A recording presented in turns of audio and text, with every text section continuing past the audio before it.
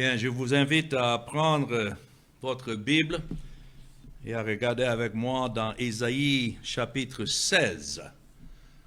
Nous continuons notre étude ici dans ce livre du prophète Ésaïe et nous allons regarder tout ce chapitre 16 ensemble, Dieu voulant. La dernière fois, nous avons vu cet oracle sur Moab. Et ça continue ici dans le chapitre 16. Et nous avons vu que les descendants de Moab étaient en effet les descendants de Lot. Donc, on peut dire des cousins du peuple d'Abraham. Et c'était un peuple orgueilleux, un peuple laissé à lui-même qui s'opposait vraiment au Dieu d'Israël, un peuple qui avait ses propres dieux. Je peux dire que ça ressemble beaucoup à nos pays de nos jours. Il y a une certaine profession de religion qui existe parmi les nations, chacun ayant ses dieux qu'ils adorent, mais en fait ne connaissent pas le véritable Dieu représenté par le Dieu d'Israël. Donc, j'ai intitulé ce message « Le juste jugement de Dieu contre les pécheurs ». Ça, c'est une question que beaucoup aujourd'hui, lorsqu'ils entendent que Dieu est un Dieu juste et qu'il juge les pécheurs, ils disent « Mais comment ? Je croyais que Dieu est amour, comme beaucoup de prédicateurs prêchent. » Nous pouvons répondre que oui, Dieu est amour, mais son amour qu'il manifeste envers des pécheurs doit être en harmonie avec sa sainteté. Dieu ne peut pas simplement pardonner des pécheurs, mais sa justice doit être satisfaite. Et lorsque sa justice est satisfaite, c'est ainsi qu'il peut être un Dieu d'amour envers ceux pour qui cette justice est satisfaite. Cela veut dire que c'est Christ qui est venu et satisfaire la justice de Dieu pour que Dieu soit juste tout en justifiant les pécheurs pour qui Christ est mort. Mais tel n'était pas le cas avec les Moabites. Ça représente un peuple laissé à lui-même, comme beaucoup nous disent parfois quand ils entendent prêcher la souveraineté de Dieu, que c'est Dieu qui choisit ceux qu'il sauve. Ils disent « Ah, mais non, Dieu doit laisser le choix à l'homme. » Mais voici l'exemple de ce qui se passe lorsque Dieu laisse le choix à l'homme. Aucun homme laissé à son propre choix, ou bien comme les gens le disent, son libre arbitre, aucun ne viendrait à Christ.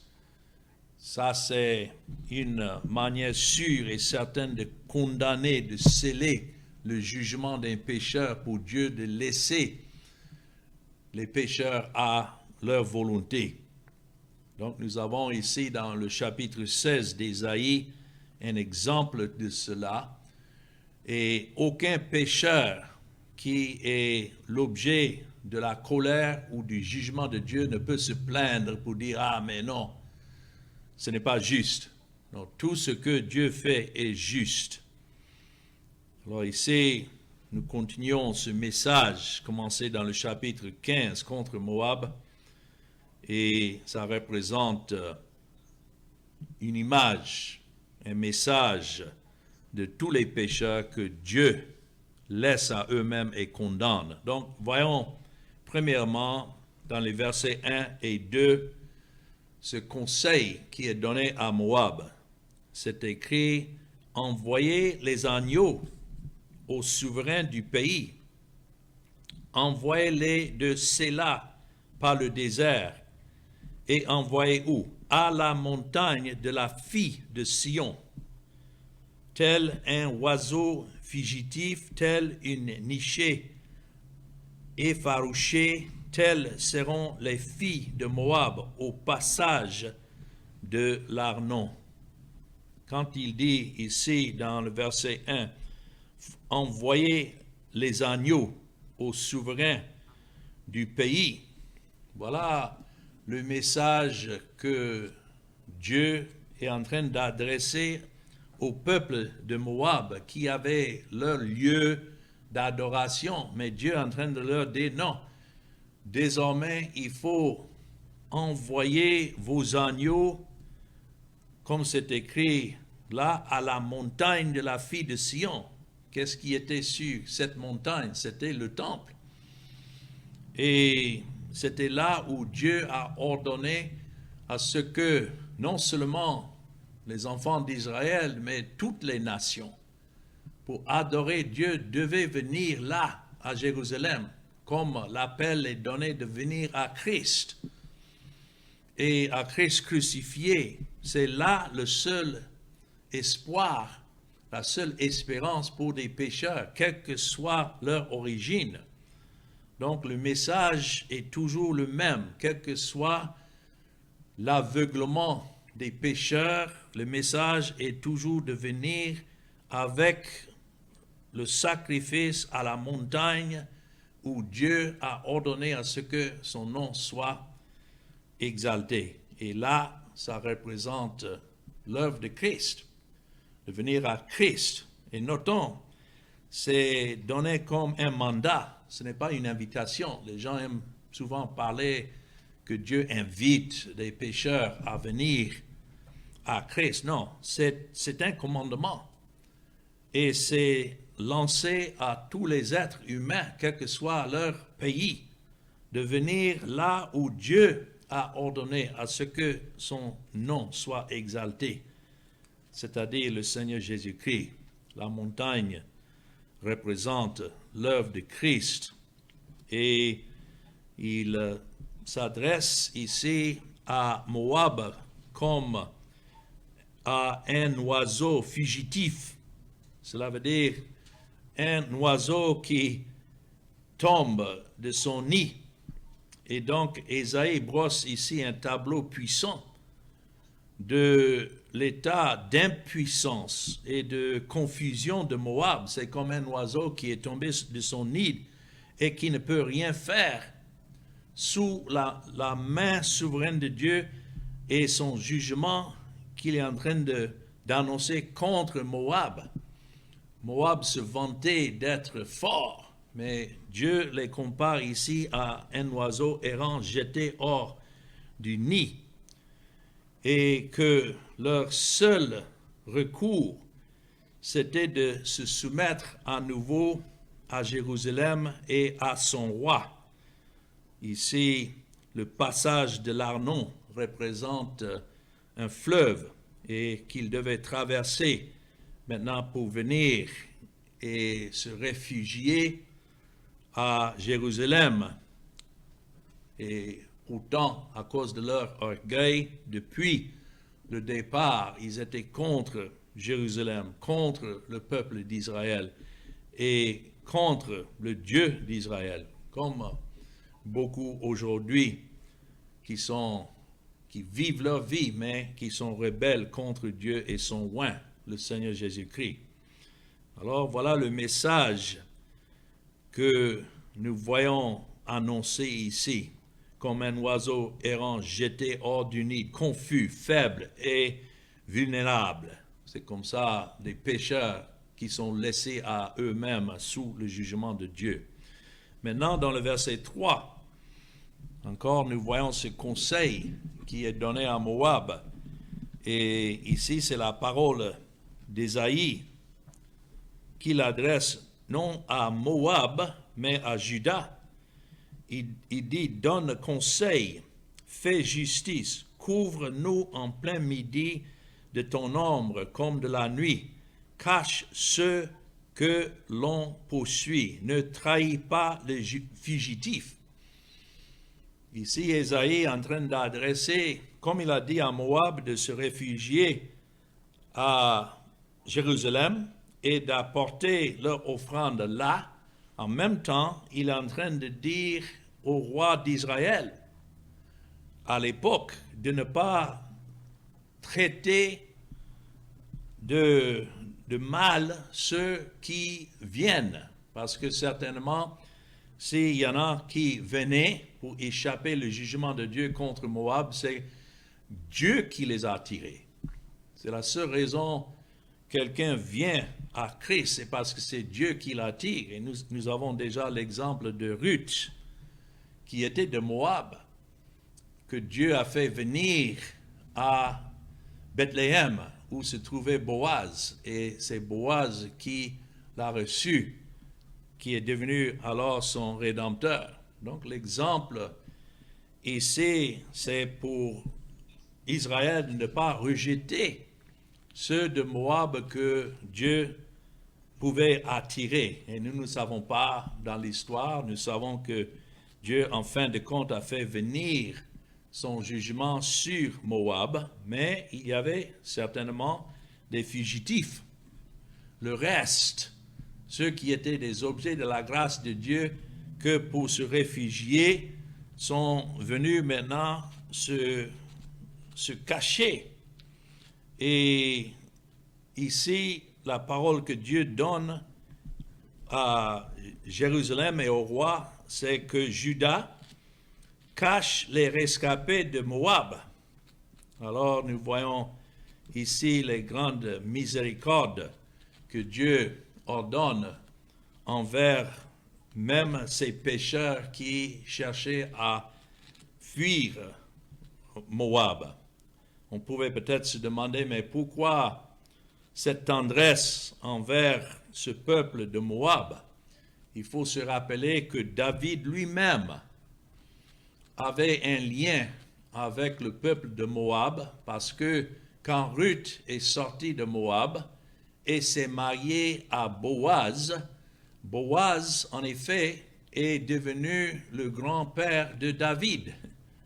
Donc, on peut dire ici que cette instruction d'être miséricordieux envers ces rescapés de Moab était à cause de David. Comme tous ceux qui sont sous le jugement de Dieu, si Dieu les fait sortir de cette condamnation, c'est à cause de Christ. Alors la parole ici d'Ésaïe à Juda, c'est que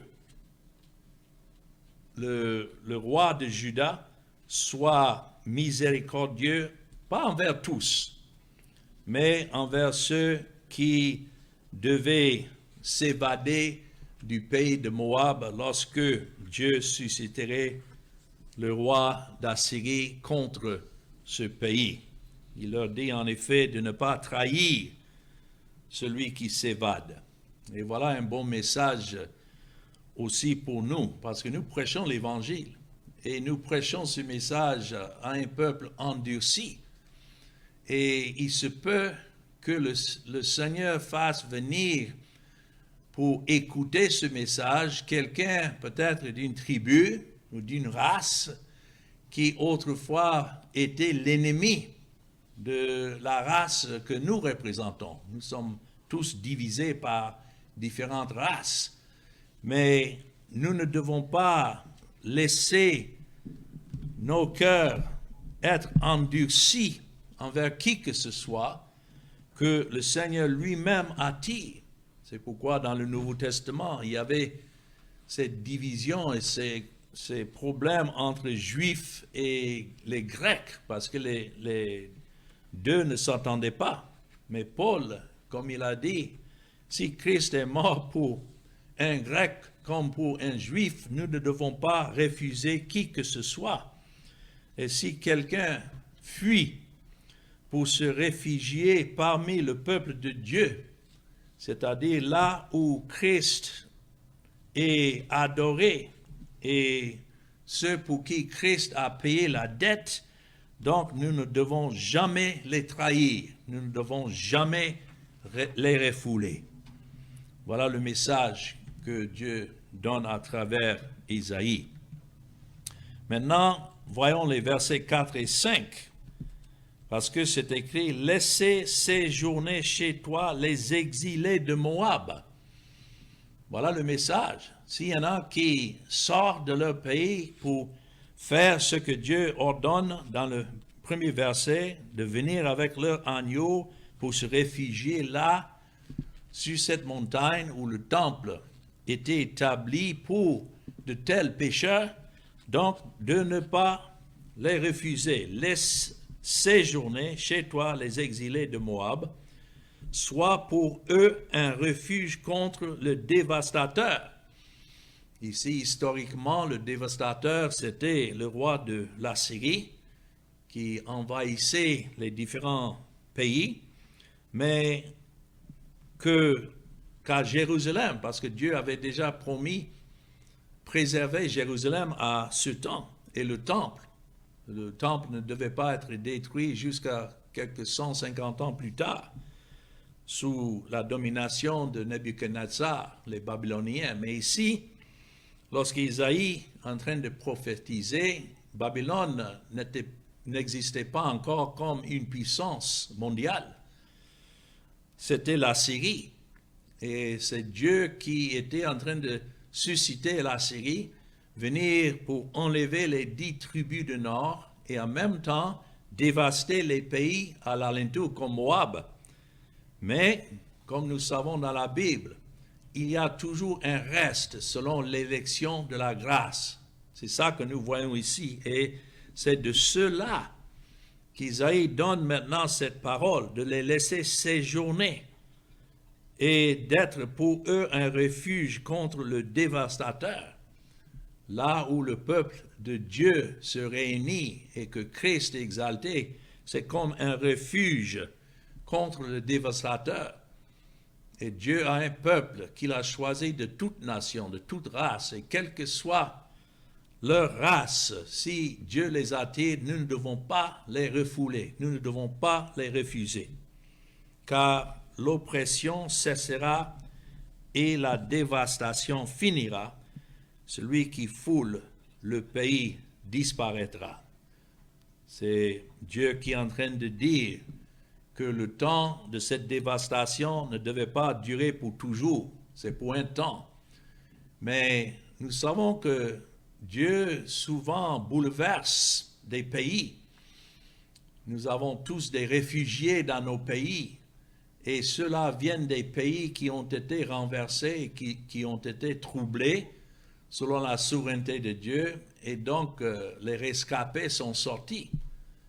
Mais j'ai vu à travers les années, en prêchant l'Évangile, comme de nos jours, que lorsque les pays sont renversés et Dieu suscite des réfugiés, ils fuient leur pays, souvent c'est afin qu'ils viennent et qu'ils s'asseyent sous l'écoute de l'Évangile.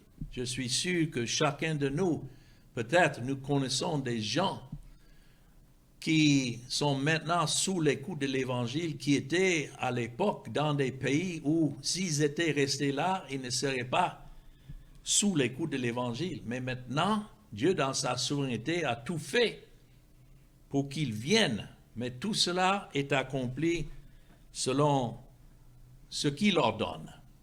Et je remercie le Seigneur que je suis comme aussi un exilé de Moab, c'est-à-dire j'étais en train de poursuivre mon chemin dans la religion et je ne cherchais plus à connaître Dieu parce que je croyais que je le connaissais. Mais maintenant, Dieu a envoyé son message à travers sa parole et ça a complètement bouleversé ma vie. Et heureusement, de telle sorte que maintenant, je suis comme un de ces exilés, rescapés de la fausse religion et en train de prêcher ce message de Christ. Et je remercie le Seigneur de ne pas avoir laissé dans cet état-là où, si il ne s'est pas intervenu, je serais certainement condamné comme le reste. Il dit ici, dans le verset 5, « Et le trône s'affermira par la clémence, et l'on y verra siéger fidèlement, quoi, dans la maison de David, un juge, ami du droit et zélé pour la justice. Voilà ce qui devait encourager les rescapés de Moab de venir à Jérusalem et de siéger là et ne pas rester dans leur pays, parce que Dieu avait promis là un roi de justice et un trône de clémence. Cela aussi représente le Seigneur Jésus-Christ qui devait venir dans le temps, dans l'accomplissement du temps, venir, et son trône devait être établi là par son œuvre et par sa mort pour recevoir le peuple que Dieu lui-même a ordonné au salut, exactement comme l'appel est donné ici aux réfugiés de Moab.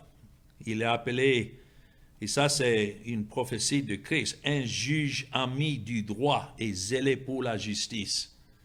Ce n'est pas que Dieu a mis de côté son droit ou bien sa justice pour recevoir des pécheurs. Au contraire, sa justice et son droit devaient être satisfaits.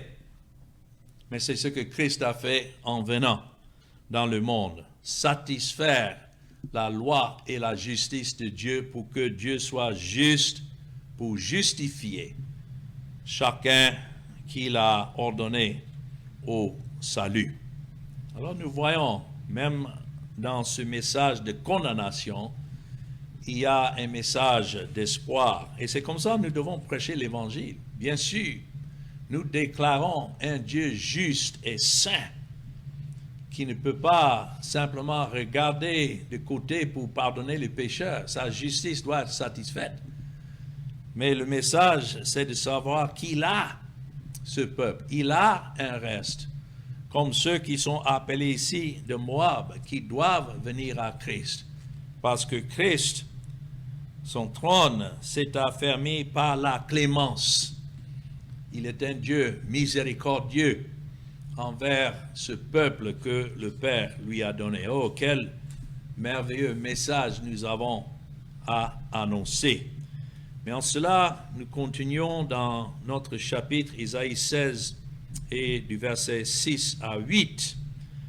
Nous sentons ici la douleur du prophète Isaïe, et surtout pour ceux qu'à cause de leur orgueil ne se répandent pas. Laissés à eux-mêmes, voilà l'état des pécheurs. Et ça nous rappelle en tant que prédicateurs, en annonçant Christ, voyant l'endurcissement du cœur de ceux à qui nous prêchons, ça nous frappe au cœur, ça nous pèse, voyant leur incrédulité. De tous les êtres du monde, nous qui sommes sauvés par la grâce de Dieu, nous devons comprendre l'endurcissement du cœur, parce que tel était notre cas jusqu'à ce qu'il a plu à Dieu de révéler Christ en nous. Mais dans le verset 6, Isaïe écrit ici de sa propre douleur. Il dit, « Nous entendons l'orgueil du superbe Moab, sa fierté et sa hauteur, son arrogance et ses vains discours. » Cela est une belle description de ceux qui sont laissés à eux-mêmes, qui ne sont pas attirés à Christ. Ils se voient comme superbes et orgueilleux. Ils sont fiers de leur état, sans rendre compte qu'ils sont sous le jugement et la condamnation de Dieu. Tel était notre cas aussi, jusqu'il a plu à Dieu de révéler Christ en nous. Mais il dit, verset 7, c'est pourquoi Moab gémit sur Moab, tout gémit.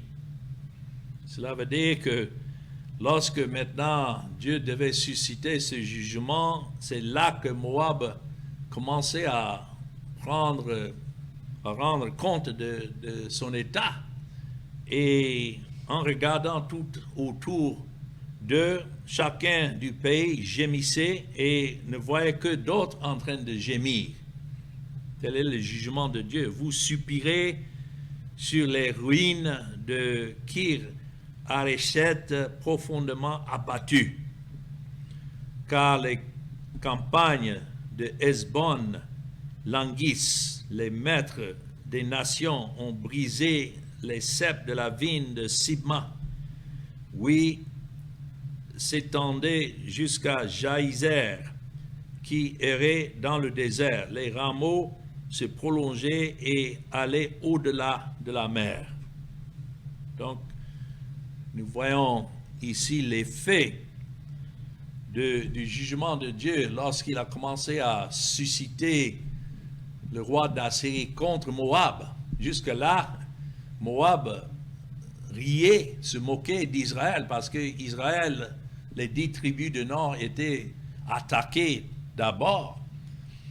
Et Moab, dans son orgueil, disait « Ah ah, regardez ces enfants d'Israël », sans savoir que Dieu avait aussi ordonné la condamnation de ce peuple aussi.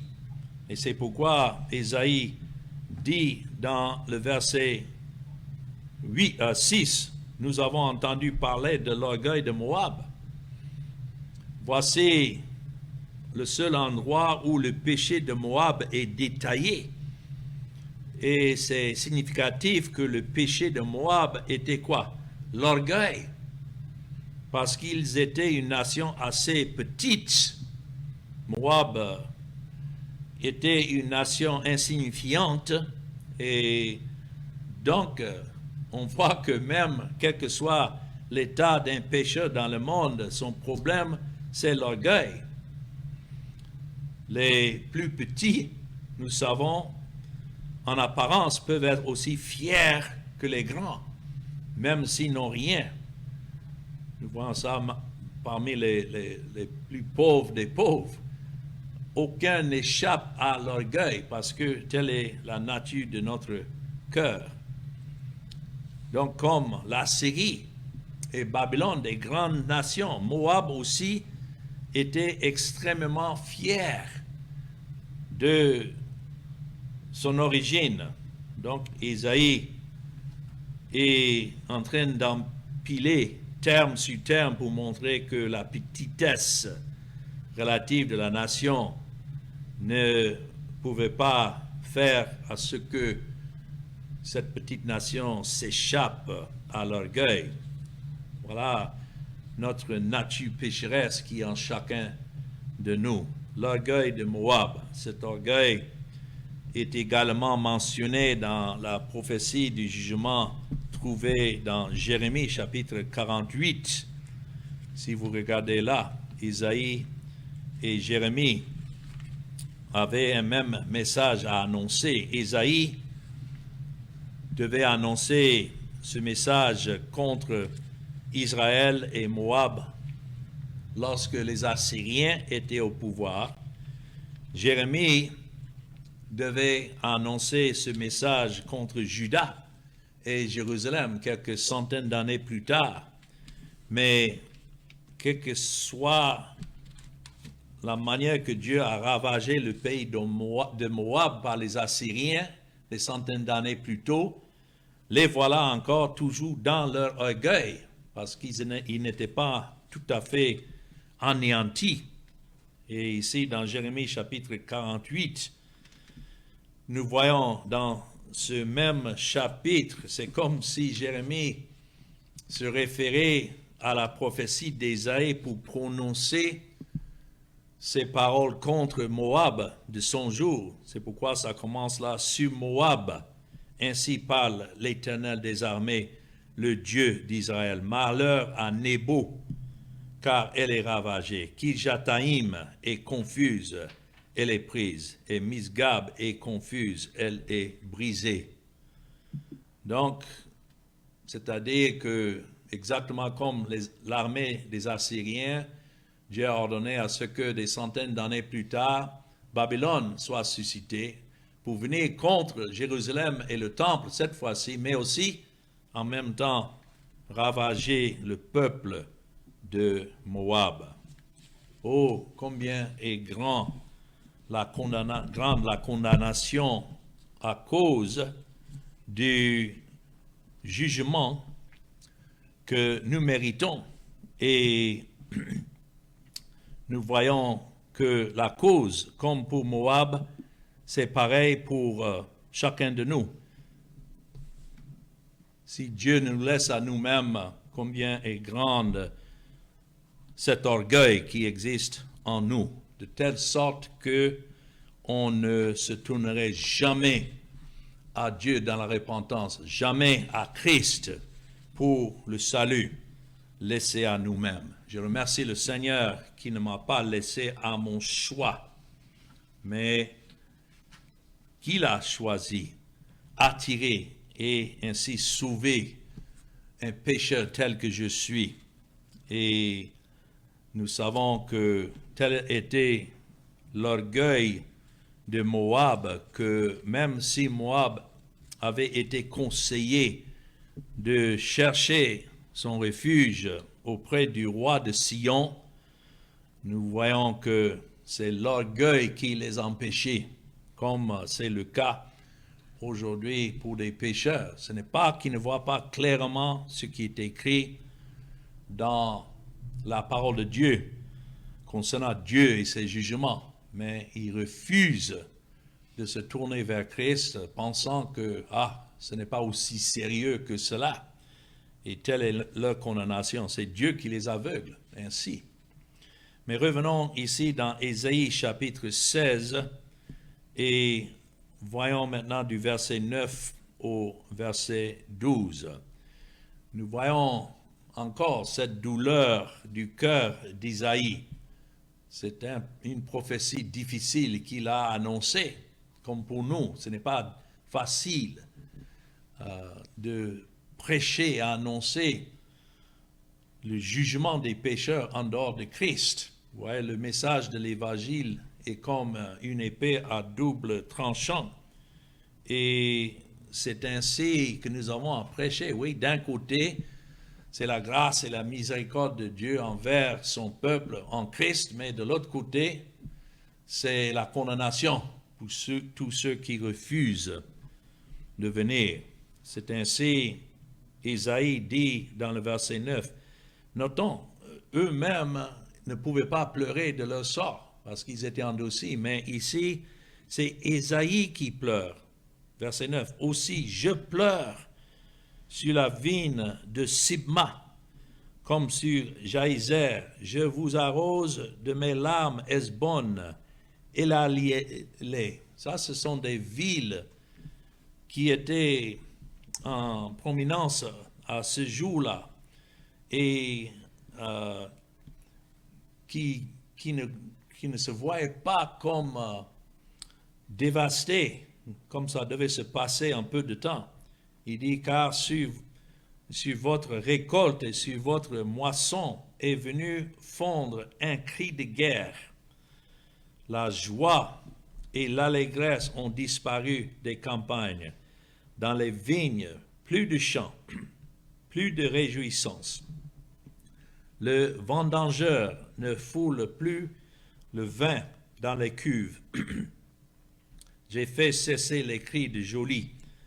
Aussi les entrailles frémissent sur Moab comme une harpe et mon cœur sur Kir Hares. Quand il dit mon cœur, c'est toujours Isaïe ici qui démontre sa douleur. On voit Moab qui se fatigue sur les hauts lieux.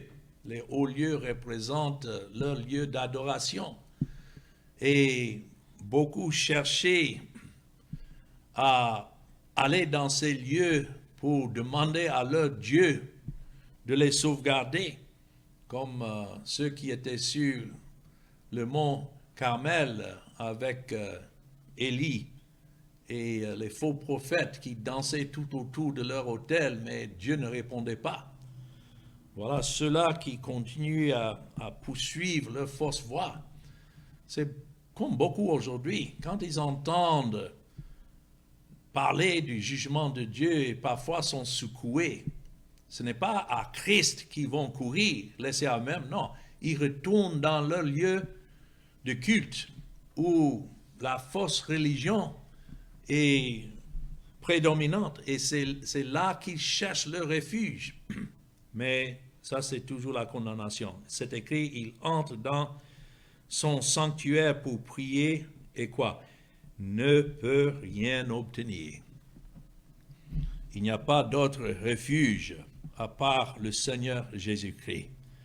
Et lorsqu'Isaïe, pour cela, dit dans le verset 9 aussi, je pleure sur la vigne de Sibma. Le mot pleurer là signifie de tremper avec des larmes qui coulent. Sibma, le nom signifie fraîcheur ou bien parfait. Et c'était une ville dans le territoire de Moab, à l'est du fleuve Jourdain. Et c'était célébré pour ses vignes.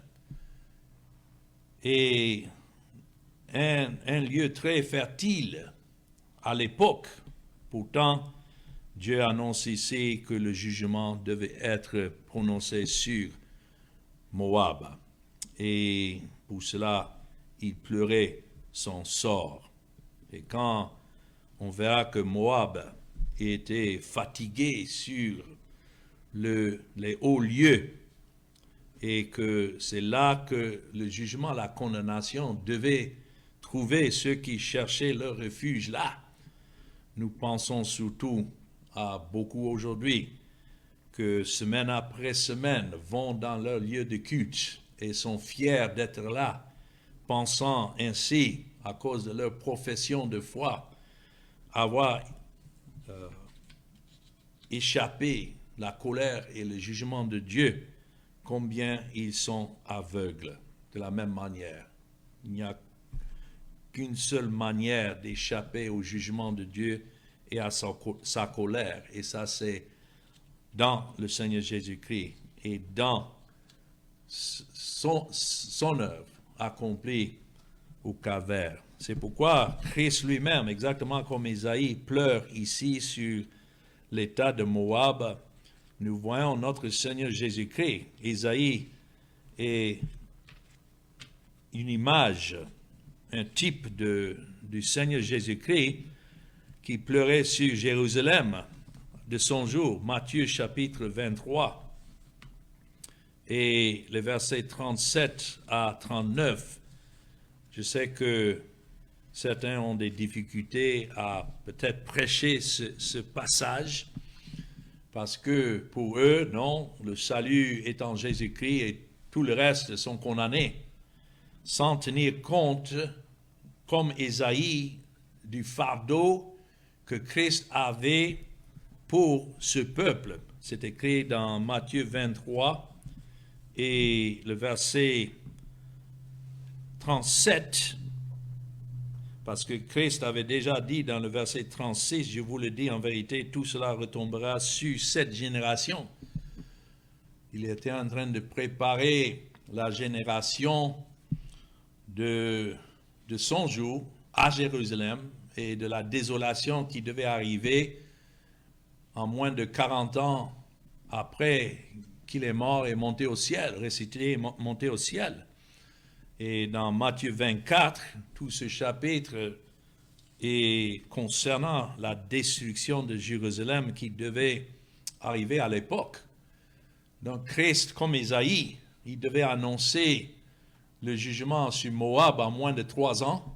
Ici, Christ, en se présentant à Jérusalem et à ce temple, mais le peuple le rejetant, néanmoins, il pleure sur leur état d'incrédulité. Il dit ici dans le verset 37, Matthieu 23, « Jérusalem, Jérusalem, qui tue les prophètes et qui lapide ceux qui te sont envoyés. Combien de fois ai-je voulu rassembler tes enfants comme une poule rassemble ses poussins sur ses ailes, et vous ne l'avez pas voulu. » Donc, si les gens ne sont pas sauvés, ce n'est pas par manque de compassion de la part de Christ pour des pécheurs, mais c'est plutôt des gens eux-mêmes qui sont endurcis et ne veulent pas venir.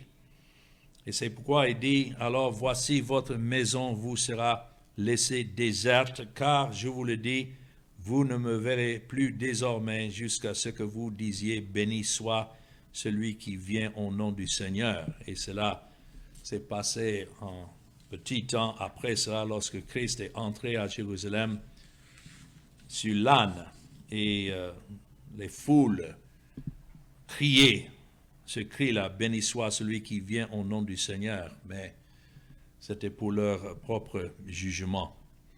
Alors nous voyons la sympathie du Seigneur Jésus-Christ envers ceux qui étaient incrédules dans leur péché, mais rien ne change la justice de Dieu. Il est un Dieu juge juste, et il condamne effectivement les pécheurs selon ce qui est droit. Et ceux qui sont laissés à eux-mêmes dans leur péché et endurcissement, ils ne méritent que son jugement. Mais par contre, si certains sont sauvés, ça c'est à cause de la grâce de Dieu. C'est tout ce qu'on peut dire. Maintenant, revenons pour terminer dans Ésaïe 16 et les versets 13 et 14. Telle est la parole que l'Éternel a prononcée dès longtemps sur Moab. Le fait que Moab n'avait pas à être détruit jusqu'à ce temps-ci ne signifie pas que Dieu n'observait pas cette parole que l'Éternel a prononcée dès longtemps sur Moab. Et maintenant, l'Éternel parle et dit, nous ne savons pas quand il plaira à Dieu d'exercer ses jugements sur des pécheurs, mais ce que nous savons, c'est que tout est déjà préordonné. Quand il dit, telle est la parole que l'Éternel a prononcée dès longtemps. Ceux qui sont condamnés, leur condamnation a déjà été prononcée dès longtemps, avant même que cela n'arrive. Et Dieu n'est pas là-haut en train de réagir pour dire, ah, mais est-ce que je dois le condamner ou pas? Non, il sait ceux qui lui appartiennent, ceux qu'il a envoyé son Fils, le Seigneur Jésus, sauver, et il connaît ceux qu'il a ordonnés aussi au jugement. Donc maintenant, verset 14, l'Éternel parle et dit, dans 3 ans, comme les années d'un mercenaire. Un mercenaire, c'est un soldat qui va dans d'autres pays pour mener la bataille, pour gagner son argent, et puis il revient. Souvent, les contrats étaient pour 3 ans. Donc, il dit, dans 3 ans, comme les années d'un mercenaire, la gloire de Moab sera l'objet du mépris, avec toute cette grande multitude. Et ce qui restera sera peu de choses, presque rien. Cela nous montre que, comme nous avons vu, Dieu n'avait pas complètement anéanti le pays de Moab, puisque nous voyons Jérémie, des centaines d'années plus tard, en train de prononcer encore ce même message contre le peuple. Mais une fois que la racine est mauvaise, donc tout ce qui peut sortir, quelles que soient les années qu'on laisse pousser ces racines, livrées est toujours livré. Mais Dieu a préservé ce pays pour continuer comme un pays pendant des centaines d'années jusqu'à ce que sa condamnation finale a été prononcée. Alors, à ce temps-ci, en moins de 3 ans, donc Isaïe a donné ce moment avec précision. Et quand nous regardons dans l'histoire de ce qui s'est passé, effectivement, le roi Sargon d'Assyrie a mené une opération majeure contre les Arabes. Cela est à quelques 715 ans avant Jésus-Christ. Et c'est à ce temps-là, en même temps, il a passé par Moab pour dévaster en route ces tribus-là. C'est pour dire que Tout ce que Dieu annonce et prononce, nous devons nous fier à ce qu'il dit. Et donc, quand la Bible dit de venir à Christ, ceux qui appartiennent à Christ, ils entendent. C'est Christ qui leur donne des oreilles pour entendre. Mais le reste est aussi vrai, que les gens entendent ou pas, la condamnation de Dieu est sûre. Donc, 3 choses pour terminer que je vois ici dans cette prophétie. Premièrement, c'est Dieu qui a annoncé le délai de son jugement. Ce n'est pas l'homme qui détermine ces choses, mais c'est Dieu. Et donc, tout en leur appelant à la repentance, comme il fait aujourd'hui. Néanmoins, il a déjà déterminé d'avance le jour du jugement de ceux qui sont ordonnés au jugement. Deuxièmement, je crois que cette prophétie est une leçon pour nous qui sommes le peuple de Dieu, de la façon que le Seigneur juge les orgueilleux. Et cela doit susciter en nous cette question, mais pourquoi pas moi? Et s'il ne nous a pas jugés, c'est parce que c'est Christ lui-même qui a porté ce jugement. Autrement, on serait de leur nombre. Et puis, troisièmement, cette prophétie assure au peuple de Dieu que le Seigneur traitera avec d'autres nations, peut-être plus méchantes que les nôtres, mais il traitera toujours selon sa justice et ce qu'il a ordonné dans son Fils, le Seigneur Jésus-Christ. C'est Dieu qui est le juge de toutes les nations, pas seulement d'un peuple en particulier, mais il règne sur tout. Alors que le Seigneur bénisse la parole que nous venons d'entendre. Amen.